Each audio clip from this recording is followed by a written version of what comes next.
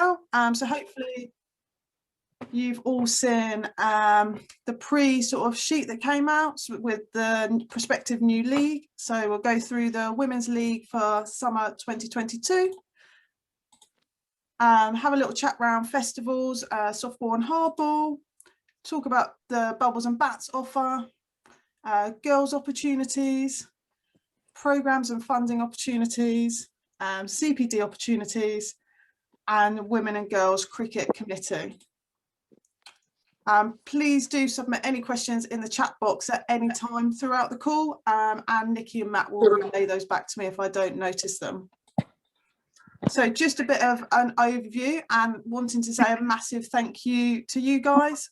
It's obviously been a tricky couple of years, but the women and girls game is continuing to grow in Somerset, which is awesome.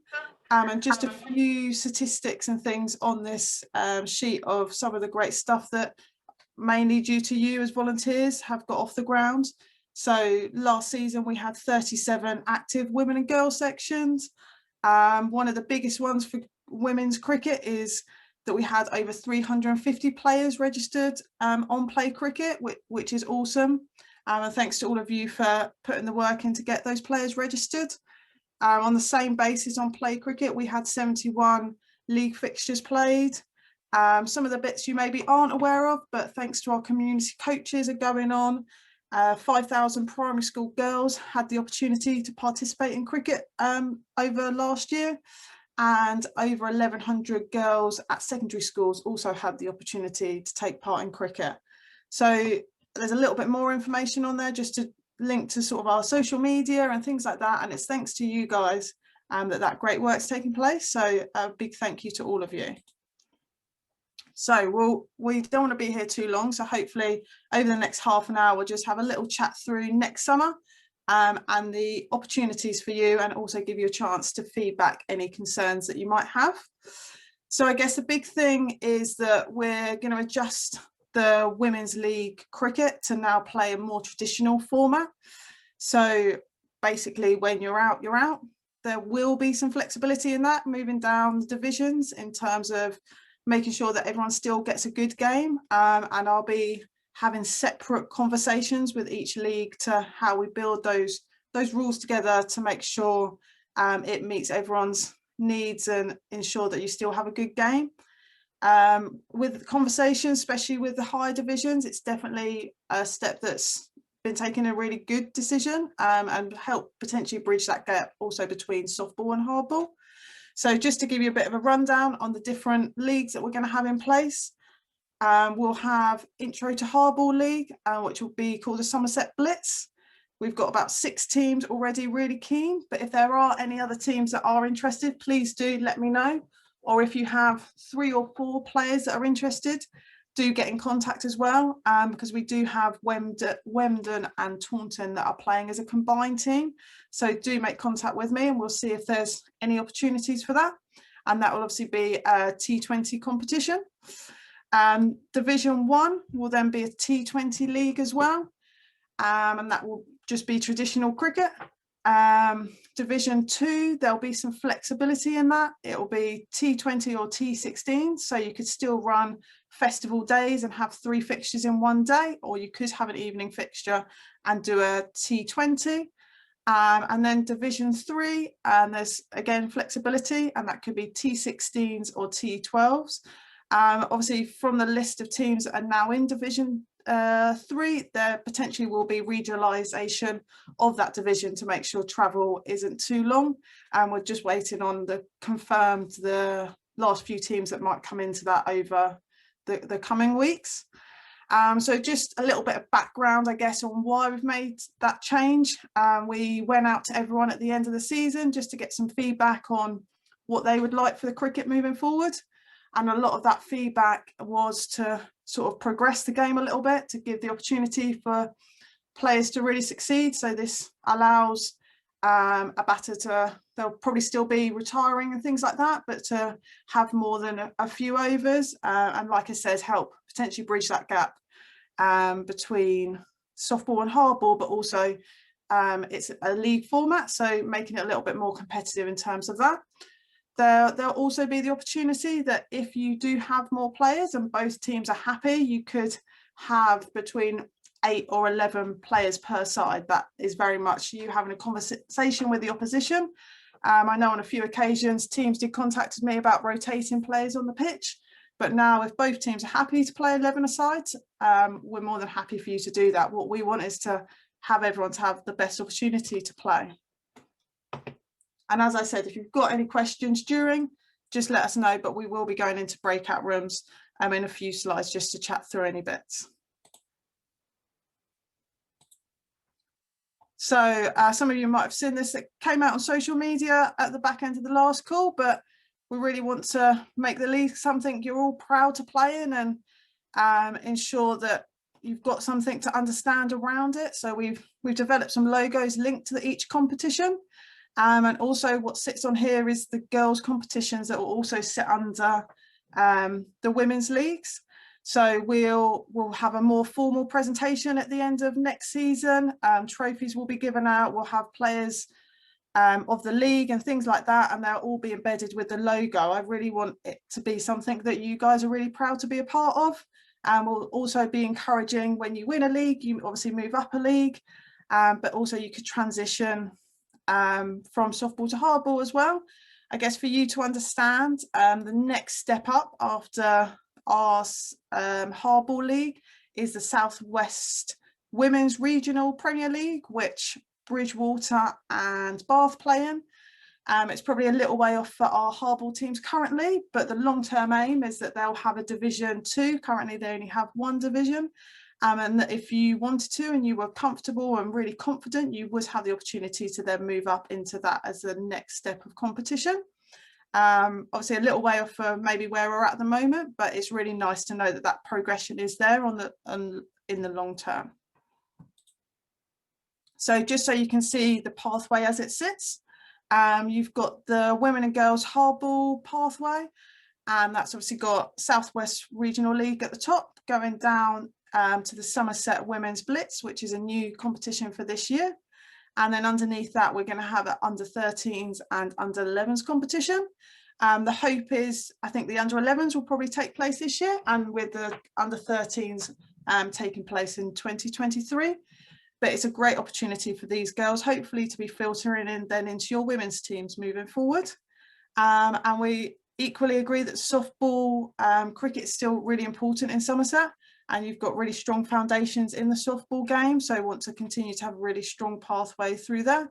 So we'll have under 11 softball league, under 13 softball league, and then we'll go into Division 3, potentially North and South, moving on. And then obviously we've already got Division 2 North and South, and then into Division 1, but we still want to give people the opportunity that they can participate in both softball and hardball if they wish, or if they're happy to stay on the softball journey, that's absolutely fine. We just want to ensure that everyone's got the right playing opportunity. So we'll still run the Knockout Cup this year, so all teams that are entered into the league will automatically be entered into the Knockout Cup. And that will be T20 competition. It will be regionalised at the start, the same as last year, and then obviously will become a little bit more further afield. But yes, all league teams will be entered into that, and just let me know if you don't want to be a part of it. So we understand that traditional cricket rules might not be right for anyone, which is where we still see there's a greater of importance in the festivals. And the festivals will still be a 8-a-side pairs competition. We'll be sending out information for clubs to host softball and hardball festivals, and that will all come out to you after this call.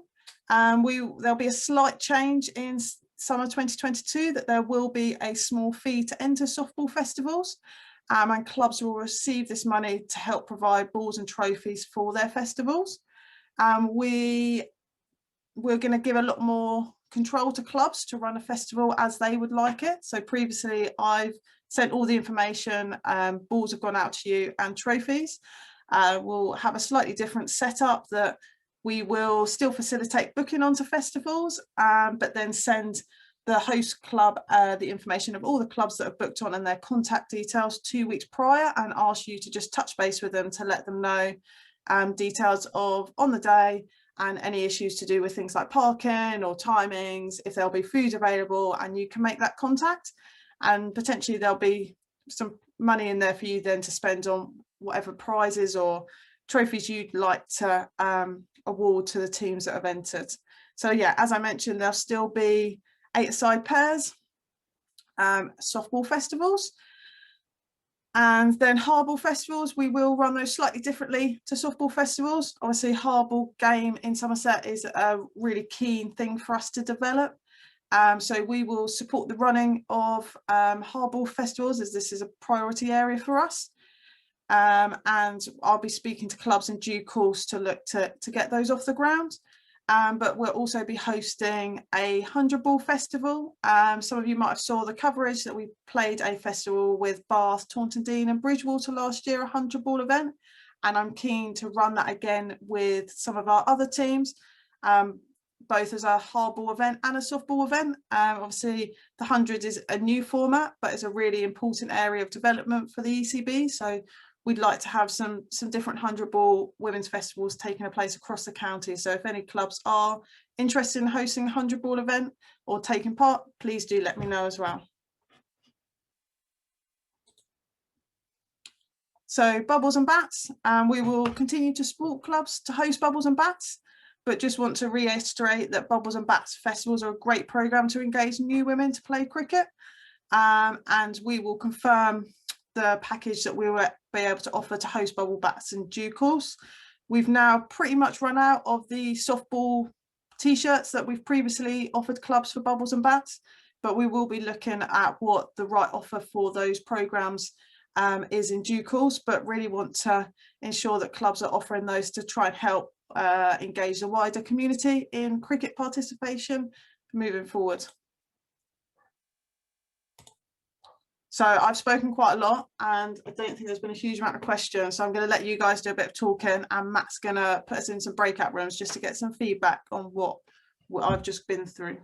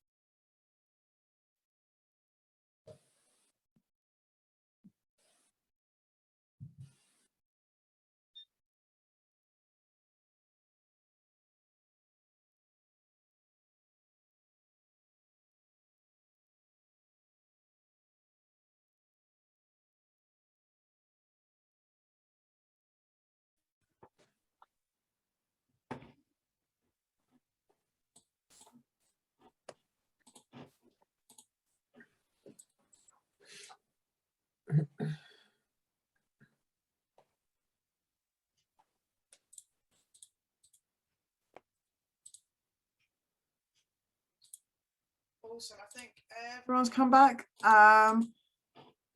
Or maybe not one of the rooms. Matt, have you got any feedback from your room? Yeah, hang on. Apologies if you hear a whining dog getting very agitated. He's not been for a walk. The main feedback from different people within the group like the idea of transitioning towards a more out cricket would help transition with hardball. Some other points around, is it out and if you're all out, you end up losing your overs. Or is there a way of mechanism of coming back in just to keep doing that, which I think is the mechanism, but I may have got that wrong. Around some feedback around hardball festivals potentially for those clubs, so they've got players who are half interested, want to dip their toe in the water, try it, but maybe out an offer of festivals of the short T10 format, just a transition, and some questions around LBWs. So as we're moving into a more out cricket, more traditional format, will out be LBW introduced? And the other bit was around county players and where they sit, at what format and where they play. I didn't know the answer to that. So. No, so actually similarly we had both those questions come up as well. My thoughts on LBWs, but what I mentioned earlier, as I will touch base with all of the leagues prior, is that we will bring in LBWs, specifically the very much obvious ones, to stop people potentially just blocking the stumps, especially in a pairs game for the last few overs. So just to bring that in line. And in terms of county players as well, for the hardball league, yes. But I would also advise captains that it's still an introduction to hardball cricket, so not to field a whole team of county players. But we do, part of the reason that we're developing, well, part of the reasons we're in this process is we want an opportunity, a pathway for our girls to go through our clubs, and not only have the opportunity of a few clubs for them to go and play hardball cricket. So yeah, I think it's important for them to play. It's open for discussion, but I would see that potentially in Division 1, that county players could play up until a certain age. But we'll speak to Division 1 about that and see how they sit. As I know, initially the rules had been put in place because some of the clubs weren't happy with county girls playing. So we will chat that through slightly closer to the time. I guess while I'm speaking, just a little one from me is, yeah, the same. It's just a bit more understanding of the rules. And we also had a bit of discussion around what facilities were potentially on offer for indoor hire. So that's something that I'll work with Matt to just put together, is a list of possible venues that people could use if they wanted to do any indoor training. And that was probably it. Nikki, I'm not sure if you're still on the call, but if you had any feedback. Feedback, we were talking about the importance to keep pairs certainly at entry level for those new teams and teams with a lot of new players, but the potential of maybe a retirement in the out at 25 or something to allow for other players to still get a game but the batsmen to still get a good go. And we actually spent quite a lot of time talking about the importance of bubbles and bats. The teams who were on my call have had real success with recruitment through bubbles and bats and saw real value in that being able to continue. Yeah, awesome. Yeah, I think that's a lot of valid points, and it's a little bit of time we need to spend on it, just making sure the bubbles and bats package is right. But yeah, definitely a lot of value in those, and completely agree. We just need to confirm exactly how those rules sit with what would happen to ensure everyone still gets a good game and what that retirement would be. I think 25-30 could be a good starting point, but yeah, open to any feedback on that as well. Awesome, thanks everyone. So just a few more bits on some of the wider things we've got going on. Sorry, can I just say something? When we first set the rules, it's when Steve was doing it about, I think it's like 4 or 5 years ago. So obviously now everyone's got a lot better, and I know there's still the new teams coming through.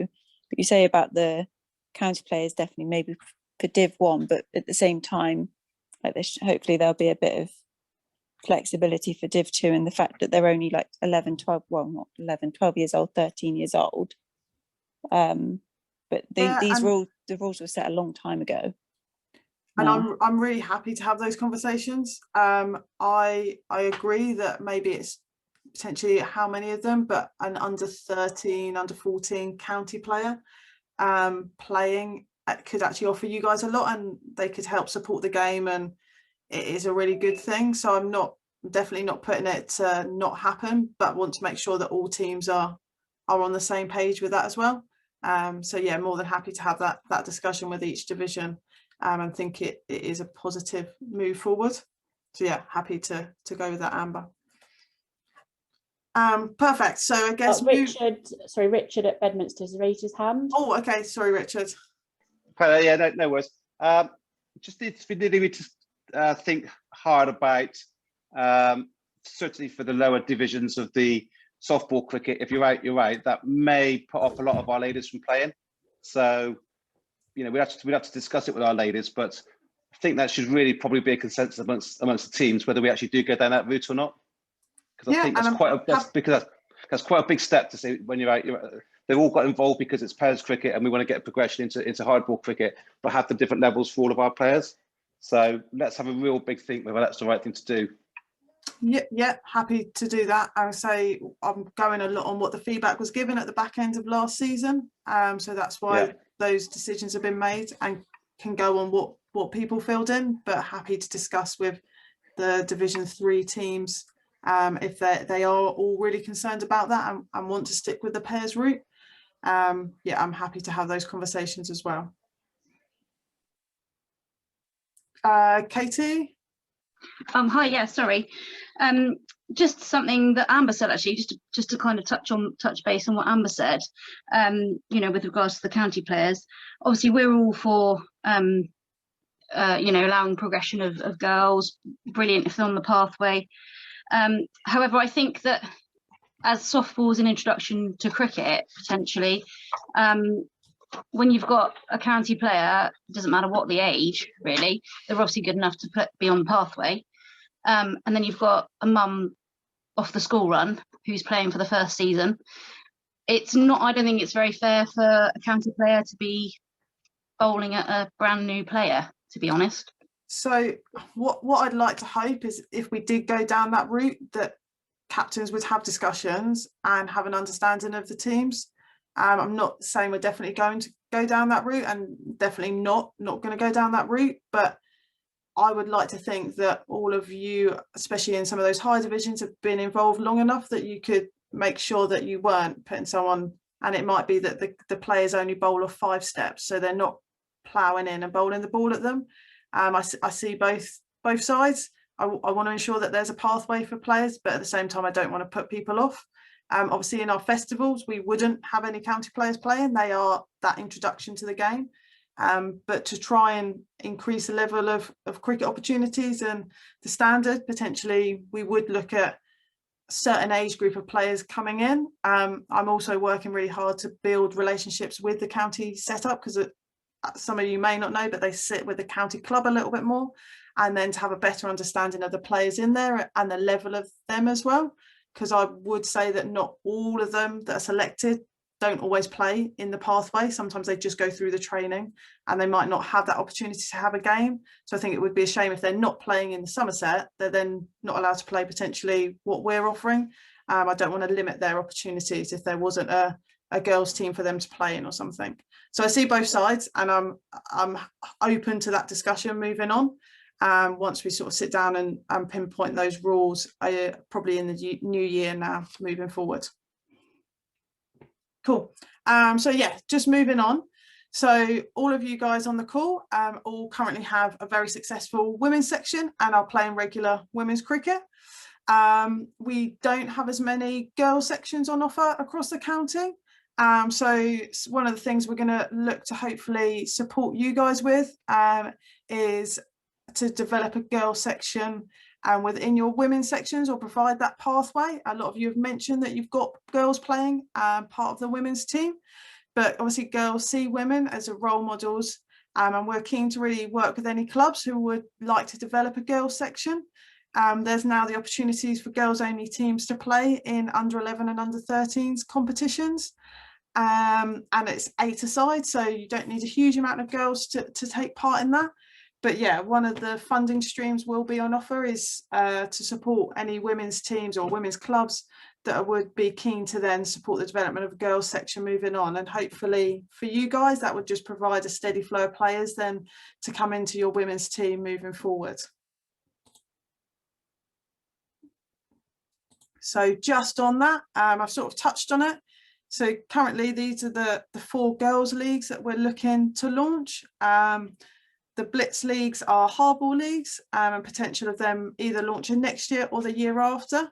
But the 2 softball leagues will hopefully launch next year. And just to give you an idea, this only went out to the girls clubs start of last week. So some of the teams that have already shown an interest and would like to be entering teams moving forward.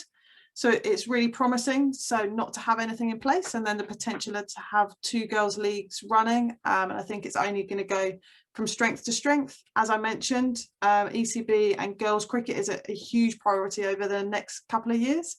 So it'll be really exciting to see what clubs do come into this moving into next season, and then hopefully we'll have some more going into 2023. So just on that, so we'll have some different funding opportunities moving into the season, and we'll be able to support clubs with development of the women and girls game. So clubs will be able to apply for funding to deliver the below programs, and funding can come in different forms. It could be kit, coaching support, money, or funding towards educational courses, and it also could just be development support, so having conversations with any of us in the development team to help support the development of the game at the club. So some of the bits that we would be really keen to support clubs on is introduction to women's softball cricket, introduction to women's hardball cricket, hosting of bubbles and bats festivals to encourage more women in the wider community, and introduction of girls section, either softball or hardball. So there'll be different levels of funding available to clubs, varying between £100 to £500, and details on how to apply for this funding will be sent out over the next couple of weeks. So previously we've had quite set programs in place that you can apply for funding, and you get given kit or opportunity for a community coach to come to your sessions. We're much more open to hear what clubs need and the support we can then offer you. So there'll be a lot more flexibility within that. Obviously, we still want coaches to come out and visit and support you, but really want to know what you guys need instead of us instructing exactly what we probably put together potentially. So just a little bit on CPD opportunities. We're going to be putting together a engaging women in umpiring and scoring CPD. Myself and Nick are looking to put something together that's female specific. So often throughout last season, I know teams struggled potentially with an umpire or scorer. I want to support, and I can know it's quite a nerve-wracking thing if you haven't done it before. So we're keen to support clubs to ensure that women in your team would be comfortable to score or umpire if they had to step in when you're batting or things like that. So we'll be putting together a short course just to upskill anyone that's willing to progress in there. Also, there's coaching bursaries currently available. They're available for the coach support worker and the foundation too. So if anyone is interested, please do get in contact with me about that.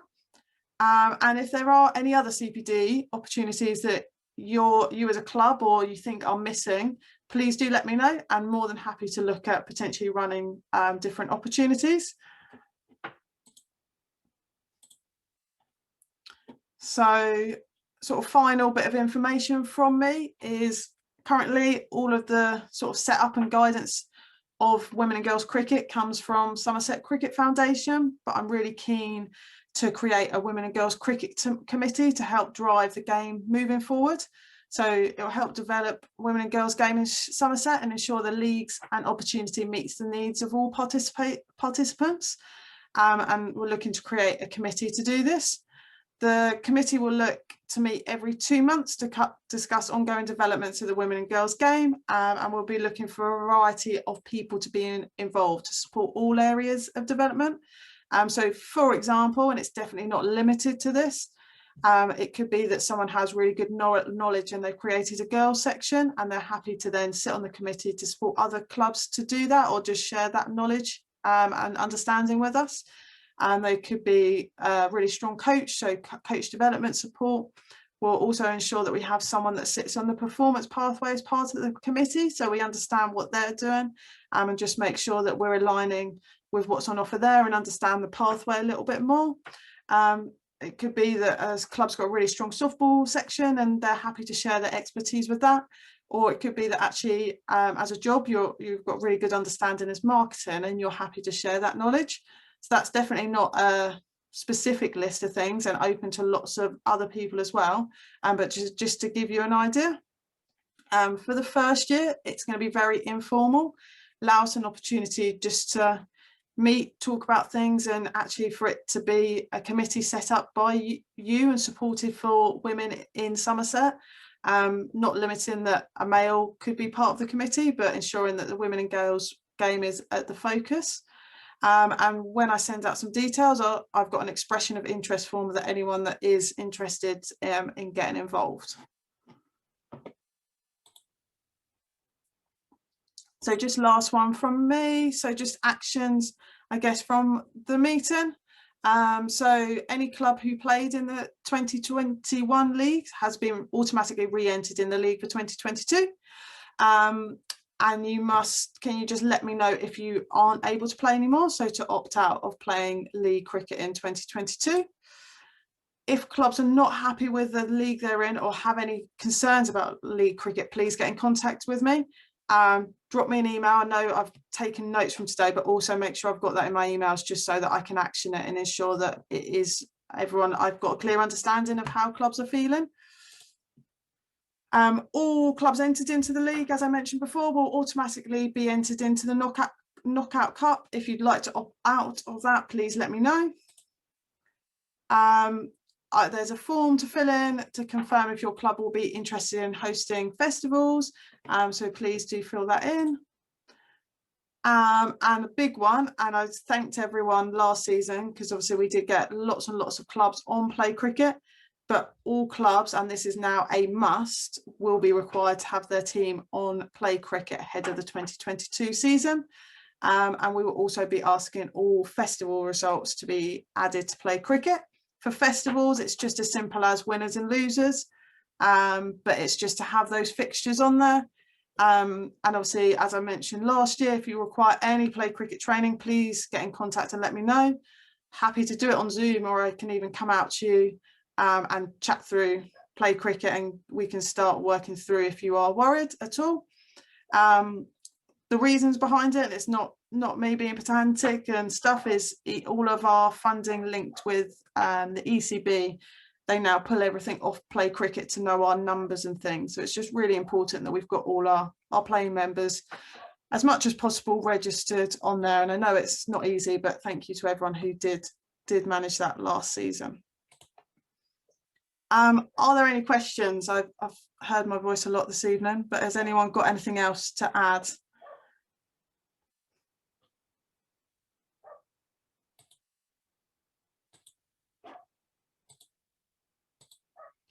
No, if not, I'm happy to say farewell and let everyone get back to their dinners.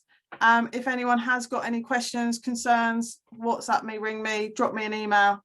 I'm happy to support. I guess moving on in the new year, I will set up league meetings with you all just to go through rules and some of those little bits around player eligibility, LBWs, what the right format is potentially for Div 3, and yeah, progress it from there. Awesome. I'll say goodbye. Thank you everyone for joining. Have a good evening, and I'll speak to you all soon. Thanks, Claire. Thanks all. Thank you. Thank you. Bye. Thank you. Goodbye. Bye. Thanks everyone.